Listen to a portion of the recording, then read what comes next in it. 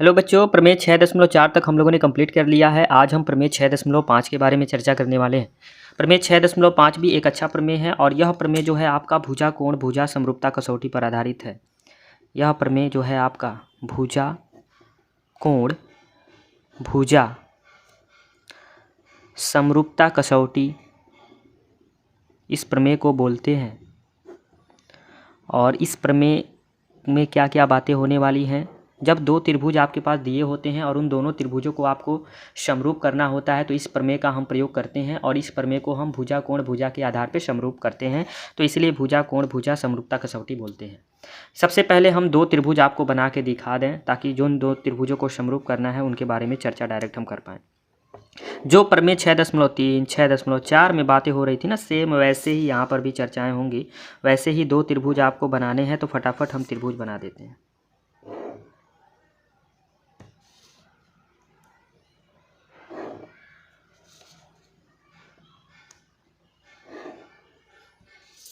देखिएगा, हमने फटाफट त्रिभुज बना दिया है।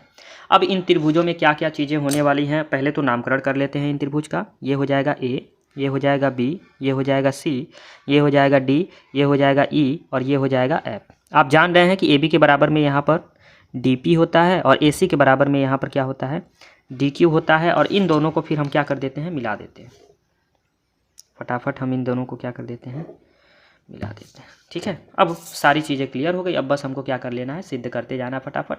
तो देख लेते हैं, पहले लिख लेते हैं। ये पॉइंट जो है बहुत इंपॉर्टेंट होता है। इन सब पॉइंटों पे पहले देखते हैं। दिया है, कह रहा है यदि एक त्रिभुज का एक कोण दूसरे त्रिभुज के कोण के बराबर हो, यानी मान लीजिए कोण ए कोण बी के बराबर है, कोण डी के बराबर, कोण ए कोण डी के बराबर है, पहला चीज़।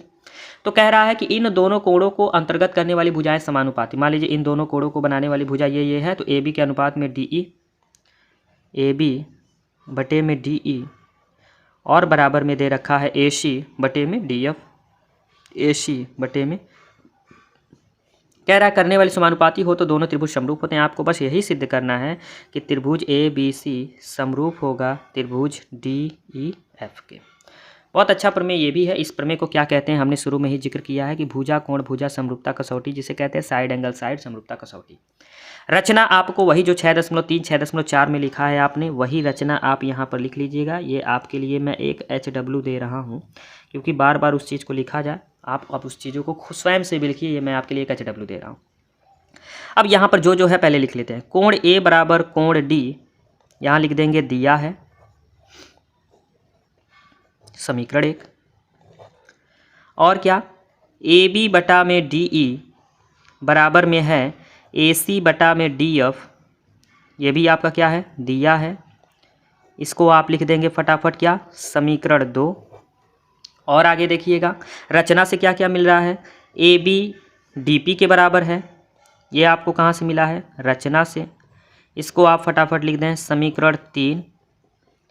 और इसके साथ ही साथ डी क्यू किसके बराबर है, ए सी के बराबर है।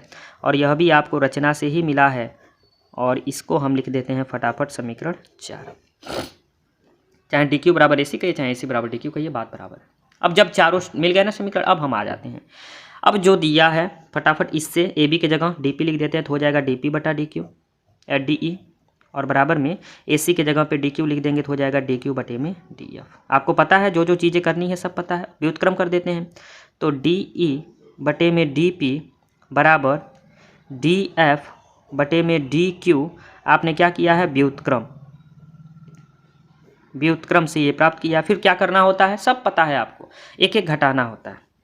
तो डी ई बटे में डी पी में से एक घटा लिया और डी एफ बटे में डी क्यू में से एक घटा लिया। तो क्या मिल जाता है आपको, दोनों पक्षों में एक घटाने पर लिख दीजिएगा आप कोष्टक में। तो क्या मिल जाएगा, D E minus D P बटे में डी पी हो जाता है और बराबर में डी एफ माइनस का डी क्यू बटे में क्या हो जाता है, डी क्यू हो जाता है। और डी ई में से डी पी घटाते हैं तो पी ई मिल जाता है, तो आपको मिल जाएगा पी ई बटे में डी एफ। दिख रहा है आपको, थोड़ा सा मैं ऊपर कर देता हूँ। देखिएगा, डी पी बटे में डी एफ और बराबर में पी ई बटे में डी एफ और डी एफ में से डी क्यू, डी एफ में से डी क्यू घटाएंगे तो क्यू एफ, क्यू एफ बटे में आपका हो जाएगा डी क्यू। ठीक है ना। ये कहीं मिस्टेक हो रहा है क्या, आप थोड़ा सा देखिए, बार बार ये गलतियाँ हो रही हैं। ये बटे में dp ये चलेगा, ये क्या चलेगा dp, और बटे में ये dq चलेगा। ठीक है, अब सही है। अब यहाँ पर फिर व्युत्क्रम कर देंगे, पुनः व्युत्क्रम, तो क्या मिल जाएगा, dp बटे में pe बराबर dq बटे में qf। पुनः व्युत्क्रम से, ये सारा पॉइंट आपको क्लियर है, क्या क्या पॉइंट कैसे लिखना है, क्योंकि आप प्रमेय 6.3 6.4 देखे हैं, तो यहाँ पर अपने आप ऑटोमेटिक आपको सारी चीज़ें समझ में आ रही। अब जब dp बटे में pe dq बटे में p हो, तब आप थेल्स के विलोम लगा दीजिए प्रमेय 6.12 से, क्योंकि भुजाओं का अनुपात बराबर होता है, तो वह दोनों त्रिभुज क्या हो जाएंगे, आपको यह भुजा इस भुजा के समांतर दिखेगी।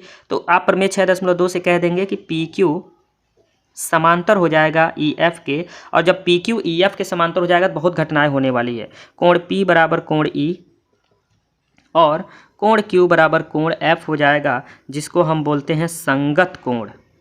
क्या बोलते हैं, संगत कोण। बारी बारी से इसको लिख दीजिए, इसको मान लीजिए समीकरण 5 और इसको मान लीजिए समीकरण 6। ठीक है, अब जो चीज़ें आपको मिल गई हैं वहीं से चर्चाएं होने वाली हैं। अब क्या क्या चर्चा होने वाली है, यह कोण हो गया इस कोण के बराबर, यह कोण हो गया इस कोण के बराबर, और यह तो आपका दिया ही था कि यह कोण इस कोण के बराबर है। अब आप इन दोनों त्रिभुजों में आ जाइए, त्रिभुज ABC तथा त्रिभुज DPQ में। क्यों हम इन दोनों में आए हैं, क्योंकि AB बराबर DP है। कहाँ से, रचना से, ये तो रचना से हमको मिल ही गया है। और AC बराबर DQ है, यह भी कहाँ से, रचना से ही ये भी हमको मिला है। और इसके साथ ही साथ क्या, कोण A बराबर कोण D है, यह आपका दिया है। तो फटाफट आप क्या लिख देंगे, साइड एंगल साइड सर्वांग समता कसौटी से, सर्वांग समता कसौटी या फिर नियम से क्या हो जाएंगे, दोनों त्रिभुज सर्वांगसम ABC सर्वांगसम हो जाएगा त्रिभुज DPQ, और सर्वांगसम हो जाएगा तो CPCT लग जाता है, यानी BC बराबर PQ, समीकरण 7। और कोण B बराबर कोण P हो जाएगा समीकरण 8, और कोण C बराबर कोण Q हो जाएगा समीकरण 9। यहाँ पर कारण में आप लिख देंगे CPCT से, यानी corresponding part of congruent triangle, आपका ये फुल फॉर्म हो जाएगा। यानी सर्वांगसम त्रिभुज के संगत भुजाएं आपस में क्या होती है, संगत भाग जो होता है वो आपस में बराबर होता है। अब यहाँ पर देखिएगा, जैसे ये मिल गया ना, तो अब आप ये 5 6 8 और 9, तो समीकरण 5 6 8 और 9 से क्या मिलेगा, कोण P, तो कोण B बराबर कोण E मिल जाएगा, यानी कोण B बराबर, इसके जगह P की जगह कोण B आ जाएगा, तो कोण B बराबर कोण E। और क्या मिल जाएगा, इसको आप 10 मान लीजिए। और क्या मिल जाएगा, कोण C बराबर Q, और Q की जगह क्या आ जाएगा, F आ जाएगा, 11 मान लीजिए। थोड़ा सा मैं ऊपर कर देता हूँ, चीज़ें और क्लियर दिख पाएँ। अब जैसे ही यह चीज़ें मिल गई आपको, तो आपको सिद्ध करना था कि सर्वांगसम, तो बस एंगल एंगल समरूपता कसौटी से, एंगल एंगल समरूपता कसौटी से क्या हो जाएंगे, त्रिभुज ABC समरूप त्रिभुज TEF। और यही आपको क्या करना था, प्रूव्ड करना था। यहाँ पे लिख दीजिएगा हैंस प्रूव्ड। बस ज़्यादा कुछ था नहीं, हमने शॉर्ट में इसको बताने। फिर दोनों त्रिभुज आप लेके चलेंगे, त्रिभुज ABC DEF, कोण B बराबर कोण E, ठीक है, कोण C बराबर कोण F, और कोण A बराबर कोण D ये तो दिया था। तो ये जब एंगल एंगल समरूपता कसौटी लगाएंगे तो जो दो त्रिभुज की बात होगी वो दोनों त्रिभुज क्या हो जाएंगे, समरूप हो जाएंगे। यही आपका प्रमेय 6.5 है। तो प्रमेय 6.5 तक कंप्लीट हो गया। अब हम प्रश्नावली 6.3 शुरू करेंगे। 6.3 में टोटल 16 क्वेश्चन हैं, बड़ा लेंदी चैप्टर है, तो इसको हम 2 पार्ट में बनाएंगे। 8 क्वेश्चन को एक बार लेके चलेंगे और 8 क्वेश्चन को एक बार लेके। तब तक आपको करना क्या है, क्लास 10th में मैथ पढ़ने वाले जो भी आपके सहपाठी हैं उन तक आप ये वीडियो पहुंचाइए, ताकि वह भी हमारे यूट्यूब चैनल से जुड़ें और लाभ उठा पाएँ। धन्यवाद।